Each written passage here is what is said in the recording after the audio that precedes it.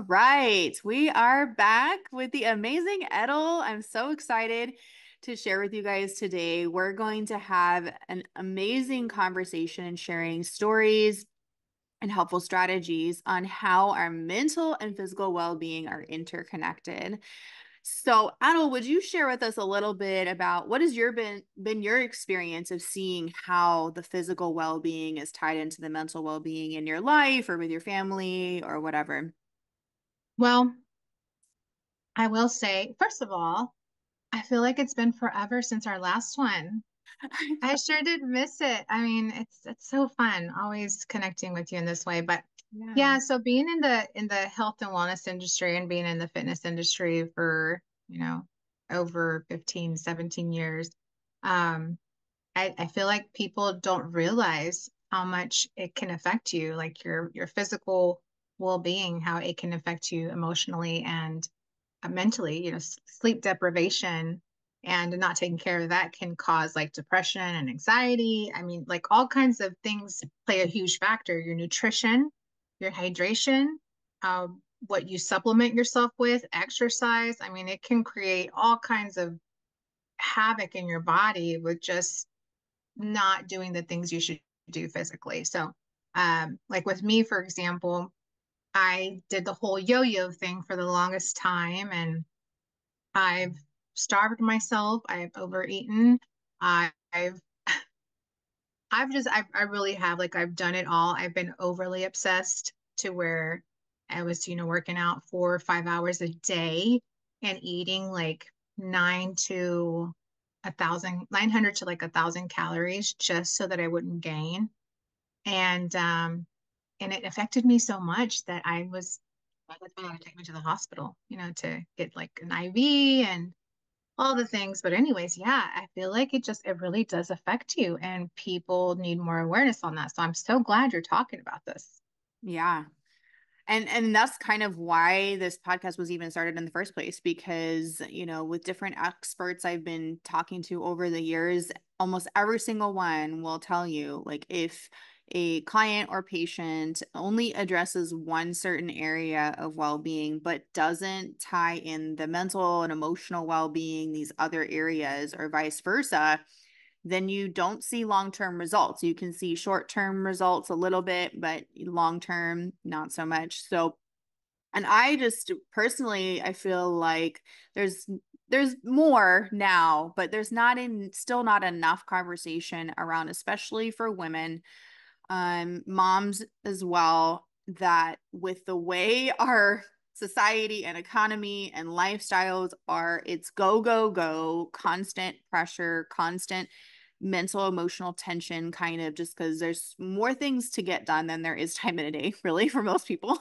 I think that's generally how a lot of people feel. And unless you really are intentional about making margin and space to take care of yourself, which I think is becoming more common, which is good. There's, if we can find that nice balance and rhythm, if you will, in our daily routines, we can see a huge improvement. But I think I've seen it in a lot of my clients. I was just talking to someone the other day that, busy working lady, and, for whatever reason, there's something off with the daily rhythms and the circadian rhythms with the brain. The sleep quality is not there. So, even though there might be quantity of sleep, the deep sleep was only 45 minutes a night on average. That's not enough. We need 8 hours of restorative sleep with enough of our own natural melatonin, not the, fake stuff on the shelf, to really restore and replenish. And that's just one, little area. But I've seen so many times, time and time again, that the average busy woman either struggles to figure out how to find time to take care of themselves or doesn't know where to begin because it feels overwhelming. So hopefully this discussion will bring you some encouragement and a few helpful tips so you can start to implement that don't feel overwhelming. So what would you say about stress and how stress has a physical impact? Have you experienced that or seen that? Oh, well, there goes that. Sorry, my phone fell. Well, I would say stress, and there it goes again. Um, I, oh my word. I would say that stress can as like right now, for example, um, like I was, I mentioned to you prior to this call, I my toilet was overflowing. The washer was like water was everywhere. Um, I had the oven on, and so I was like running around everywhere.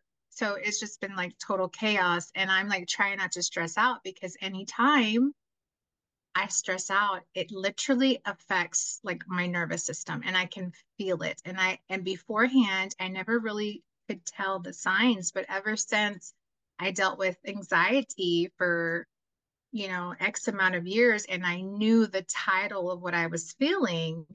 Now it's like when it happens, I'm like, okay, I gotta breathe, I gotta focus, and I gotta let it go because if not, it's going to just mess with my nervous system again. And it takes a long time to release all that negative energy and all those things. And people don't realize it. People just think that because they've gotten over that situation that it's all said and done, you're good. But technically it's not. It takes a while for your body to, I guess you could say, recoup from that stress, the tension, or whatever like impacted you physically and emotionally. So Yeah, yeah, that's yeah, true. Yeah, if you haven't, those of you listening, if you haven't read or listened to the Audible for The Body Keeps Score, make sure you check that out. I think there's a couple books out there that are similar. It talks about the physiology and the actual science of how our body processes emotions and stress and trauma. And it's a chemical thing. It is something that is physiologically affecting the body. And I kind of think of it as, when the brain and the nervous system are like, okay, we're overwhelmed, whether it's just busyness and stress and tension in that way, or mental, emotional stress or trauma and deeper, bigger, emotional things. When it becomes past a certain point, the nervous system goes, okay, we can't handle anymore. And basically, it says we have to find a way to cope. So, what does it do? It sends it somewhere to store for later in a chemical way. Because when that's happening, when it reaches a certain threshold, we have a spike in, the cortisol, the adrenaline, all these things. And eventually that gets to a point where the body's like, okay, it's got to go somewhere. We have no more capacity. We cannot handle all of this right now. So then it will find a place. And I think for each person it's a little bit different, but in that book it explains a little bit more in depth of the science and the details. But it's incredible. It is a coping mechanism. I yeah, think of it as like, the house has become too cluttered. Just start putting it in the garage. Put it in the garage. I don't find a yeah, spot anywhere in the garage. yeah, Eventually we're going to have to deal with that garage is the thing. yeah, Eventually it's going to come back around. It might show up as anxiety. It might show up as a dysregulated nervous system where you're not sleeping yeah. great and you're waking up in the morning, you're brain fogged and you're just dragging and pushing yourself through and surviving on caffeine or whatever. Might show up as adrenal fatigue. It might eventually just show up as a thyroid problem or some other Mhm. issue. Over time, those types of stresses and tension in the body that build up will eventually create inflammation and can even trigger the mitochondria in our cells to activate certain genetic propensities for diseases and other issues, because it just builds up. Eventually that garage is overflowing and we got stuff coming out the Yeah. windows, we got stuff coming out the roof, whatever. Yeah, which was so interesting. Unfortunately, that portion of it comes from the mama, as we learned this weekend from Dr. Rob. So, whoopsies. But like, and the thing is, most women, they don't realize, and I'm just kind of talking about women right now only because I'm a woman, but when women get the little pooch and we can't get rid of that lower belly bloat because it's the cortisol. If we think about how much we're stressed, like you said, you store it somewhere. Some ladies store it in the belly. And, for me, these past couple of months, I did not realize how much inflammation I was holding on to until I started, using the products, the Rise and the Source, and I lost about 11 pounds in just inflammation alone. It was not, and because the thing is my diet is consistent. My, workout regimen, again, I'm in this industry for a reason. But when I just kind of saw the difference physically and how I was feeling, I even felt a little lighter and things like that. I was like, wow, I was holding on to a lot of inflammation, AKA stress. AKA cortisol, all those things. And I mean, yeah, but that was like months and months and months and months of me just packing it on and not realizing that I was not letting it go. So, like you said, we hold on to it for a while. And yeah, so it's been very interesting understanding my body in a different way. Whereas before, I just chalked it off as it's my meals, it's my workout regimen, but in actuality, it's not just that. It's the environment. It's what we're surrounding ourselves with. It's a little bit of everything, and just kind of learning how to listen to your body. So, yeah. Yeah. I had a client who was telling me that she couldn't lose weight for years and years and years. And she's like, I was exercising all day long. Her job was at like a resort or something where she was going up and down these stairs literally all day, running around, doing stuff, constantly. And she's like, all I did every day was like eat a salad for lunch and a salad for dinner and maybe some chicken. And that is it. And she's like, I could not lose weight. And in fact, I think she gained a little bit of weight or something. And it was like, what in the world? But the reason is because of the stress. There was this constant mental and emotional stress just from the, pressure and the, time sensitive. You got to get here and be here and be here and run up and down here and go, all over. And when that changed is when she started to be able to lose weight. Why? Because the nervous system was basically in a fight or flight most of the time. And that's, higher cortisol, lower metabolism, even the ability to metabolize a lot of, our carbohydrates and keep our blood sugar balanced. All of that can be impacted by what's going on with the state of the nervous system. So it's huge.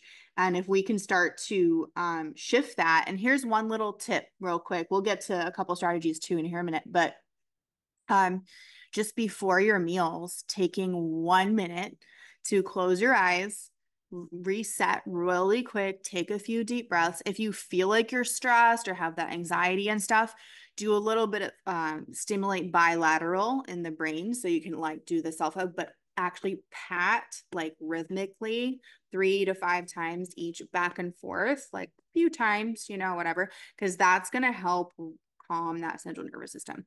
Take a couple deep breaths. Think of one, maybe two things you're grateful for. Boom. Quick reset. Does it make all your problems go away? No. does it make does it? Life magically perfect? No. But you can implement those small little things, and it literally takes 1 minute before and you can implement that before your big meals or before every meal and snack, depending on what works for you. That reminds me of like, how with babies, when they're very fussy, they need to go to bed. What do? We hug them and we pat them. We're just that little rhythm of the pat. And what does it do? It makes them fall asleep. It makes them relax. So, I mean, even my grown kids, that they are grown, even my husband, I will pat, like just out of habit. The natural, I pat, yeah. and he's out like a light. Relaxing. Yeah. So it works, but I've never really truly done it on myself. So next time I'm just not even going to talk to them. I'm going to be like, hold on, I'm going to hug myself, I'm going to pat. Mm-hmm. Because yep.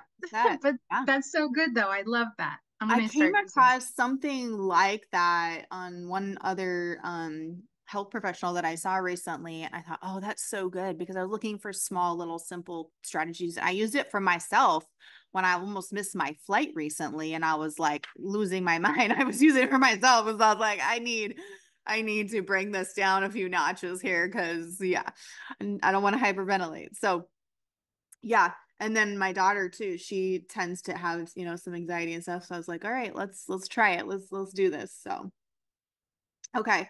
So what would you say are like the top 2, 3 things that have really helped you specifically with balancing that connection between the mental and physical well-being that have really made an impact in your life? So it's actually several things, right? And the one of the very first things that I started making sure that I do is in the morning, um, I will not touch my phone. If if you if you text me or something and I haven't answered, it's because I'm not going to touch my phone until I hit a certain time. And once I hit that time, obviously, if you call me more than once or twice, I'm probably going to answer. But for the most part, I won't touch my phone because I really try to just breathe and just take it in. I try to do a little bit of like prayer time just for myself. That's been something that's really helped me, not focusing on that so much. And then I've been trying to incorporate just making sure that I go outside for a few. And I have been going outside today. I ran 3 miles. I typically only do 2 miles, but I'm a sprinter by nature. So running is very abnormal for me. Sprinting for me is like, that's my jam. I will sprint all day, every day, and I'm good because you have those little, it's just spurts of energy. Whereas this, it's like you're in it for the long haul. You got to run and then you got to come back without stopping. So I've been incorporating that more. And today I came back from my run and I just took my socks up and I'm just like standing there in the sun outside. And I'm pretty sure the guy in front of my house was like, what is she doing? Because I probably look like some crazy person, but now that I know about like grounding and things like that I'm more familiar with it, I'm like, okay, I'm going to try anything right now because I truly want to recognize and listen to my body, like actually listen to it. So doing, things like that. It's been incorporating mushrooms and incorporating that and like the nootropics and stuff. Um, there's just been several things that I've been doing, honestly. The meals and all that stuff, that's already exercise. So Yeah. that's something that I do naturally. But incorporating that has honestly helped me a lot. I love it. So Yeah. yeah. And I love how you addressed, getting outside, giving your brain a chance to regulate, get some serotonin and everything going before you're looking at screens, before you and honestly, it's not just about the screen. The blue light is obviously an issue as well as the EMFs from the phone, but it's also the onslaught of emails and texts and all the things, that tons of notifications that can cause a mental, emotional element of Yes. tension. So if we Yes. can give our body a chance to get itself going and balance out all those neurotransmitters and everything. Support. I always tell my clients, get some minerals in your body first thing in the morning too, or some sort of good micronutrients like those adaptogenics or the adaptogenic mushrooms or nootropic, something like that, to help get your brain and your system regulated before we start with Yeah. the Yeah. onslaught of things from the day. And I know it's tough because it is so tempting to be like, oh, did I get a response from that email or that whatever? Or like when you wake up, start with something else. Like she said, prayer, scripture. I'll usually start with scripture and prayer first, and then I get my minerals and my water in my body and move. Like I love that you said incorporate movement. And I like how you said, the things that you've been doing now are not just physical, because in the beginning you were sharing your story of how you worked out many hours a day. And while exercise is phenomenal and your diet and everything, but you weren't addressing the mental and emotional part of things as Hmm. much, right? Right. And Right. it didn't work very well because Hmm. of that, right? So now we see how, you've been able to implement more of the mental and emotional components. That is a game changer. And for so many of my clients, that's so huge, especially people who have been all kinds of expensive diet programs and all kinds of stuff. And yeah, they saw results for a little bit, but it came right back. Why? Because the mental and emotional component wasn't being incorporated in very well. Um, and there were maybe a few key elements missing for like blood sugar and hormones and things like that. But we have to make sure we're doing those things. And I love, yeah, the morning time is key when we first get up. Yes. our brain is in a mode of, I want to say it's alpha waves. I have to go look at my chart again on which it's a certain brain wave that our brain is absorbing whatever is literally soaking in and retaining whatever is coming into our mind first thing in the morning. So do not go to social media first thing in the morning.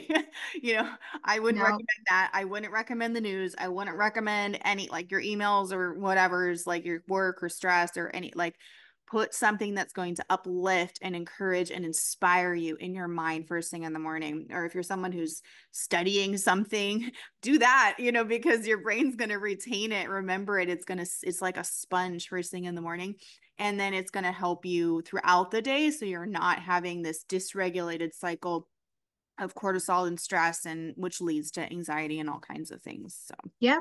And even I tell people, because sometimes when I tell people that I do things outside as well, not just inside, if people have ever heard, what's that one thing, hard 75 or 75 oh, hard or something like that. yeah. One of the things they do is, or several things is, they do a workout inside, they do a workout outside, they read a book, they make sure that their food's nice and clean, all that stuff. But I do believe when you surround yourself in an environment that is Uplifting. just, yeah, uplifting, I really do feel that it does something with all the chemicals in our body. I don't care if people believe me, I do feel like that it just makes so much sense, because if you're around like if you're in a chaotic state from when you go to sleep until you wake up, that's how your brain is. That's how your body is. So your body is just going based off of what you're allowing. And that's everything around you, what you consume as well. So, with that being said, I mean, I do feel like if it's raining outside, guess what? You can, I don't know, sit in a quiet space and just stretch, read a book, write your thoughts. And even writing things can help you because you're kind of working through the emotions and the feelings that you're feeling. So, Yeah, yeah, or tapping into that creative part of the brain with some sort of yep, drawing or coloring or whatever that can actually help alleviate yep. and rebalance. Yeah, I love that. And getting outside is so, so important. Even just a little bit of sunlight or sitting in a window. So, right? Mm-hmm. Have a cup of tea in Yes. a windowsill or read in a windowsill, 5 minutes, Yes. 10 minutes. Doesn't Yes. have to be really long and time consuming, but it can really make an impact for sure. Awesome. Well, thank you so much for being here today. I can't wait. We kind of decided that we're going to make this into a little mini series. So we'll be back Yay. again.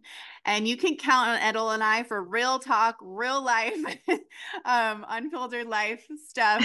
Because the reality is it's life. That's how it is. And we want you Yeah. to find encouragement and inspiration and just helpful strategies as you're learning to implement some of these things for your health and your well-being mentally Yep. and physically.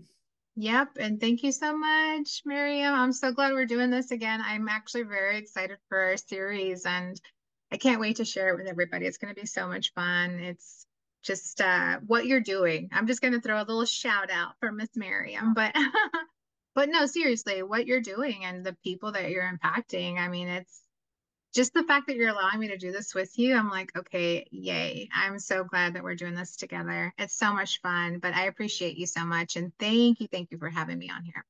Yeah, no problem. I love it. Like you said, it's fun. This kind of thing is fun for me. And people will thank me for like sharing helpful information or like science stuff or health stuff, and I'll be like, oh, like this is like I can do this all day long, and I would not get bored of it. Just I can thank my dad for that gift of just enjoying sharing and Yes, all the things. yes, I So love it. yeah, I love it. Well, I appreciate you, my friend. And thank y'all for listening. awesome. We'll talk soon. Take care. Okay.